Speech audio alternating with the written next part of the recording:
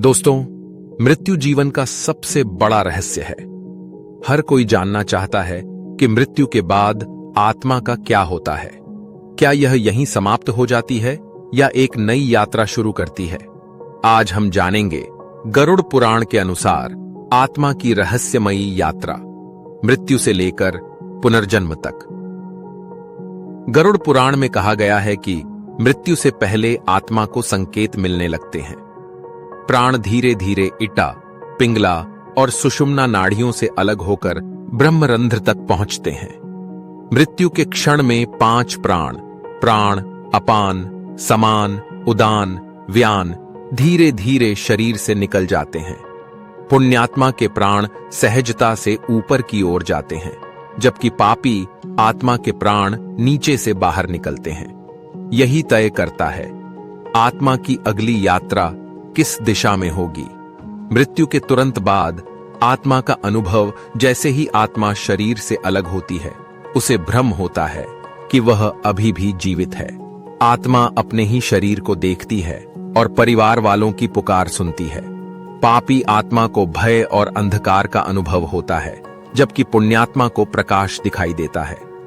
मृत्यु के तुरंत बाद आत्मा अपने पिछले जन्म के सभी कर्मों की झलक देख लेती है। यही कर्म आने वाली यात्रा का आधार बनते हैं। आत्मा का 13 दिन पृथ्वी पर रहना। गरुड़ पुराण बताता है कि आत्मा मृत्यु के बाद 13 दिन तक धरती पर ही रहती है। पहले दिन वह अपने घर के आसपास रहती है। दूसरे दिन से लेकर 10वें दिन तक वह भोजन और जल की तलाश करती है, क्योंकि आत्मा को सूक्ष्म शरीर में भी भूख प्यास लगती है। वैसे 13वें दिन तक आत्मा अपने परिजनों से जुड़ी रहती है, इसलिए इस दौरान श्राद्ध, तर्पण और पिंडदान करना बहुत आवश्यक है। इससे आत्मा को शांति और मार्गदर्शन मिलता है। यमदूत और यमराज का दरबार। मृत्यु के कुछ समय बाद यमदूत आत्मा को लेने आते हैं। पुण्य आत्माओं के लिए देवदूत पुष्पों की सुगंध से घिरे हुए आते हैं और आत्मा को दिव्य रथ पर ले जाते हैं। पापी आत्मा को यमदूत कठोरता से बांधकर यमपुरी की ओर ले जाते हैं। यमलोक पहुंचने पर आत्मा को यमराज के दरबार में लाया जाता है। वहां चित्रगुप्त हर कर्म का विस्तृत हिसाब खोलकर रखते हैं। अच्छे बुरे कर्मों के आधार पर आत्मा को स्वर्ग, नरक या पुनर्जन्म का निर्णय दिया जाता है। आत्मा की 16 दिन की कठिन यात्रा। गरुड़ पुराण के अनुसार आत्मा को यमलोक पहुंचने में 16 दिन लगते हैं। हर दिन का अनुभव अलग होता है। पहले दिन आत्मा अपने घर और परिजनों के बीच भटकती है। तीसरे दिन आत्मा को यमदूत भयभीत करना शुरू करते हैं। 5वें दिन आत्मा को कांटों, धूल और आग से भरे मार्ग से गुजरना होता है। 7वें दिन आत्मा को तपती नदियों को पार करना होता है।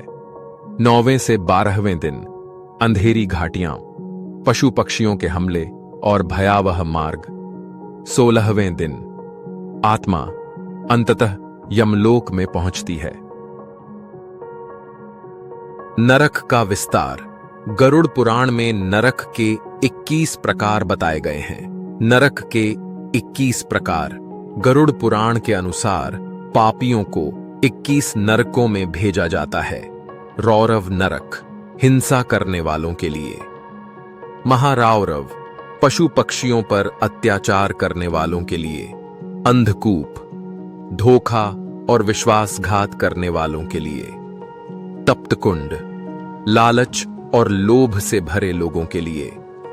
सूकर मुख, झूठ बोलने वालों के लिए। असिपत्रवन, व्यभिचार करने वालों के लिए। कृष्ण सर्प नरक, जहर देने और छल करने वालों के लिए। श्वभक्ष नरक, हत्या करने वालों के लिए। संदंश नरक, चोरी करने वालों के लिए। अवची नरक, माता पिता का अपमान करने वालों के लिए। काकोलूक नरक, निर्दोषों को सताने वालों के लिए। पुष्पित कांतक नरक, वचन भंग करने वालों के लिए। वज्रकंटक शालमली, झूठी गवाही देने वालों के लिए। वेधन नरक, दूसरों को चोट पहुंचाने वालों के लिए परिवर्त नरक, अत्यधिक लोभ करने वालों के लिए सूकर नरक, पशु हत्या करने वालों के लिए शूलप्रोत नरक, निर्दोषों की हत्या करने वालों के लिए द्रोणिभ नरक, भ्रष्ट आचरण वालों के लिए काकमांस नरक, वासना से भरे लोगों के लिए सर्पभक्ष नरक, विश्वासघाती और पाखंडी लोगों के लिए नदी नरक, अधार्मिक कर्म करने वालों के लिए हर नरक में आत्मा को उसके पाप के अनुसार दंड दिया जाता है। स्वर्ग के लोक और पुण्यात्माओं का अनुभव पुण्यात्मा को स्वर्ग लोक में ले जाया जाता है। वहां सुंदर बाग बगीचे, संगीत, अमृत और देवताओं की संगति होती है। आत्मा को उसके पुण्य के अनुसार देवताओं का सम्मान मिलता है। लेकिन स्वर्ग भी स्थायी नहीं है। पुण्य समाप्त होने पर आत्मा को पुनः जन्म लेना पड़ता है। पुनर्जन्म और मोक्ष का रहस्य, आत्मा को अपने शेष कर्मों के अनुसार नया जन्म मिलता है। यह जन्म कभी मनुष्य का, कभी पशु पक्षी का, तो कभी किसी और योनि का हो सकता है। केवल वही आत्मा मोक्ष प्राप्त करती है जिसने ईश्वर भक्ति और निष्काम कर्म किया हो। मोक्ष का अर्थ है जन्म मरण के चक्र से मुक्ति, निष्कर्ष और सीख। दोस्तों, मृत्यु अंत नहीं है, बल्कि आत्मा की एक और यात्रा की शुरुआत है। गरुड़ पुराण हमें यह सिखाता है कि जीवन में कर्म ही सबसे बड़ा धन है।